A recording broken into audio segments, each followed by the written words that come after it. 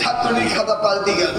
এখন আমরা নিয়োগ করছি, আইন করছি যে আমরা খাতা চেক করবো, র্যান্ডম চেক করবো।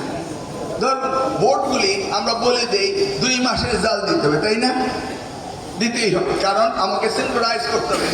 আমি এইভাবে আর সময় নষ্ট করতে পারবো না যে একটি ছেলে 6 বছর বয়সে ভর্তি হবে, 10 ক্লাস এসএসসি পড়তে তার 16 বছর লাগবে, কিন্তু সে এসএসসি পাস করে 17 বছর, তারপর 2 বছর ইন্টারমিডিয়েট পাস করবে, সেটা রেজাল্ট দিতে লাগে 3 বছর, 17 3 20 বছরে সে ইন্টারমিডিয়েট পাস করে, কিন্তু তার কথা ছিল 18 বছরে পাস করা, তাই না? এই যে 2 years, who took these 2 years from the nation? যদি 20 লক্ষ ছাত্র ছাত্রী পরীক্ষা দিয়ে থাকে এসএসসি সমমানে এবং এইচএসসি সমানে, 40 লাখ স্টুডেন্টের 40 লাখ ইয়ার্স আমরা আমাদের জাতির জীবন থেকে নষ্ট করছি এবং ডেমোগ্রাফিক ডিভিডেন্ডে আমরা ক্ষতিগ্রস্ত করছি। Who gives this decision?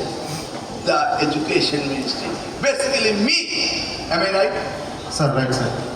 আমার কারণে জাতি 40 লক্ষ বছর পিছিয়ে যাবে, এটা কি হতে পারে?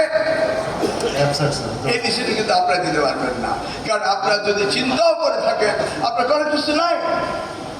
এইভাবে আমরা আমাদের লেখাপড়াকে পিছিয়ে দিচ্ছি। এখন আমরা র্যান্ডম স্যাম্পলিং করব, খাতা দেখে নেব বোর্ড থেকে, নিয়ে আমরা দেখব যে কিভাবে মার্কিং করা হচ্ছে এবং আন্ডার মার্কিং না ওভার মার্কিং না রেগুলার মার্কিং। বোর্ড 500 করে খাতা দিয়ে দেয়, মাত্র 2 মাস সময়। বোর্ড চিন্তাও করে না যে ক্লাস করাবে না খাতা দেখবে।